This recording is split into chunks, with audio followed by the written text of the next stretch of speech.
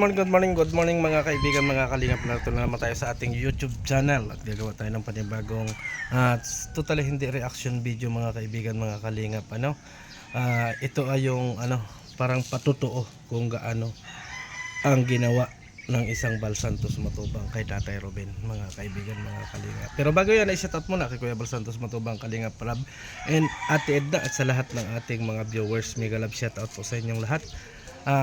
Kay Gisa Bicolana, Ate Bico Siderate, and Mami Stika Yons. Ganon din po kay Miss Gingging Vlog 1991. Pakisuportahan po ang kanyang YouTube channel, mga kaibigan.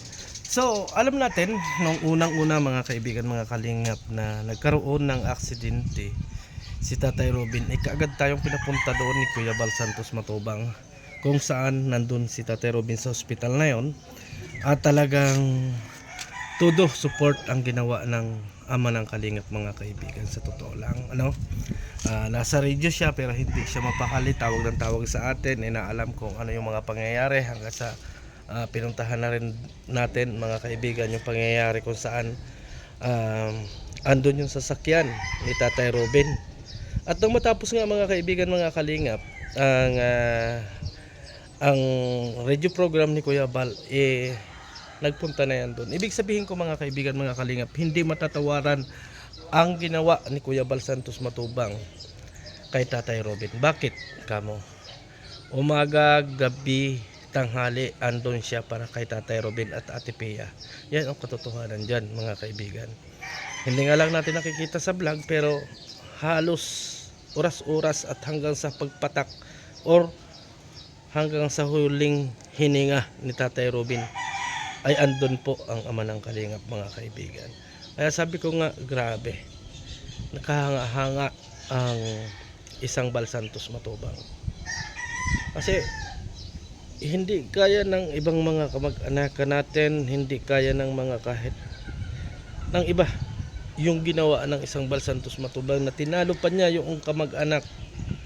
Kasi isipin nyo, nasa ospital si Tatay Robin, sa umaga pupuntahan, tanghali, gabi andun pa rin yan, kasi inaalam niya kung ano ang kalagayan. Kagabi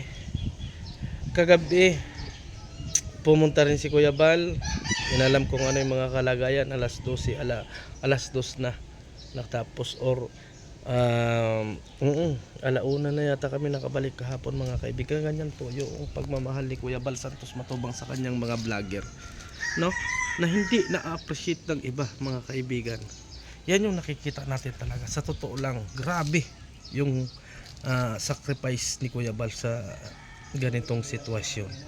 Nakikita natin talaga na grabe talagang. Kaya nga sabi ko, hindi kaya ang isang Bal Santos Matubang na pagmamahal sa kanyang mga kasamahan, katulad na lang ni Tatay Robin. Talagang ibinigay niya ang lahat, pera, time, yun po talaga. At tinalo pa talaga niya yung isang ama, mga kaibigan, yung isang ama na talagang laging andyan. Kaunting ni Tatay Robin, andyan si Kuya Bal para asikasuhin siya.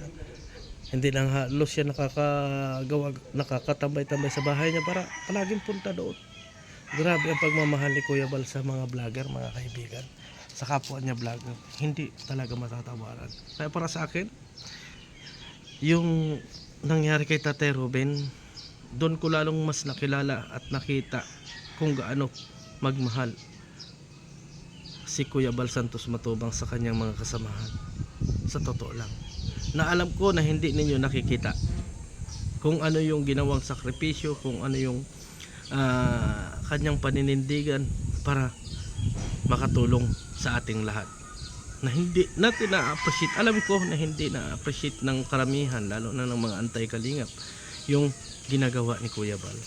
Sa totoo lang. Pero kung iisipin natin, kung makikita natin, grabe. Sa totoo lang. Ito na ikwento ko sa inyo dahil alam ko na yung iba dyan kung ano-ano ang mga sasabihin, kung ano yung mga pero the best talaga. The best talaga. Tinalo pa niya yung yung mga ibang tao. At hanggang sa libingan, hanggang sa St. Peter, inaayos na ni Kuya Balyan. Grabe talaga. So panoorin po natin itong video na to mga kaibigan, mga kalingap. Tara. Dito po kuya.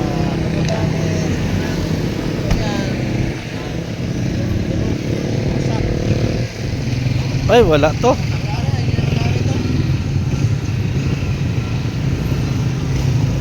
Hindi talaga pwede. Basag ang makina pala. Kaya pala na-dislocate talaga sila at Oo. sobrang lakas ng impact mga kanina.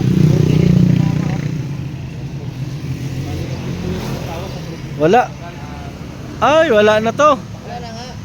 Ayan o, laglag yung ano o. Malangis yan o. Oo. Crankcase yan. Oo.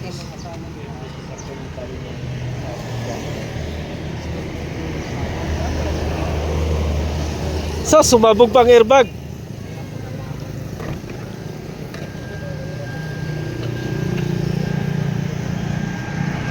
Pumutok pa lang airbag, wala na to. Wala na yan, basura na yan.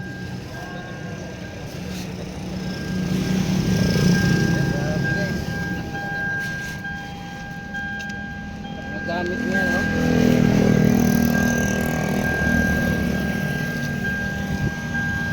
Wala na to. Sira na yan. Oo, wala o. Sarado mo. Anong gamit ang pwede nandito? Payo. Wala na? Hindi maalis yan? Wala na yan, tapo na yan.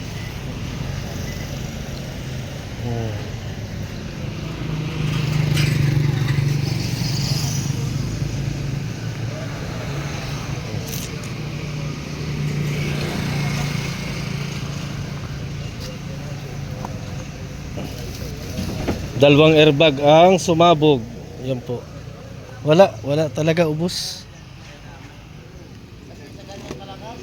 Reckless. Yan ang sumabog yung airbag. Ibig sabihin, wala talaga. Pero wala naman pong gamit dito, pati yung ano talaga, transmission, sinina sa tipiya. So wala pong mapapakinabangan. Yan. Wala po durog.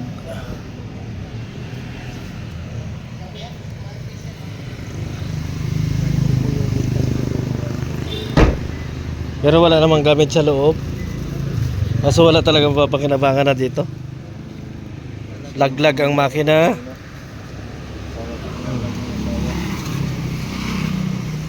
Wala na yan. Ano pa di? Wala na pati.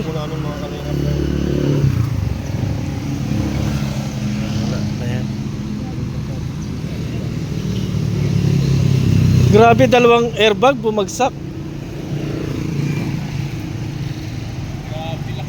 Bilis na natakbo no? Bilis ng takbo. Kabilisan kasi yan. Kabilisan takbo Sabi daw yan. po nung asawa, nakausap po sa loob ng ospital. Pagkasabi po nung asawa ni Kuya Robin ay sinunod daw po ni Kuya Robin ang kasi tawag po ng doctor daw po kaya yung apak niya silinda daw ay Hindi na kaya batakin yan. Hindi na kaya batakin. Ha? Kaya pang batakin. Eh saan ang dadalhin? basta ka na pag nandiyan na sa rival, mayroon. Kaya yan. Ay, wala na. Wala yan. Yan, iangat. Oh. Tanggal yung ano. Grabe. Wala, ay ligaw yung manubila ay. Pati yung dalawang ano, airbag.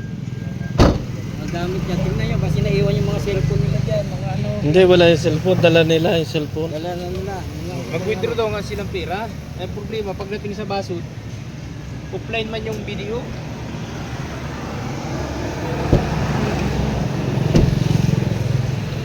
Grabe, laglag pati yan eh. Wala namang gamit.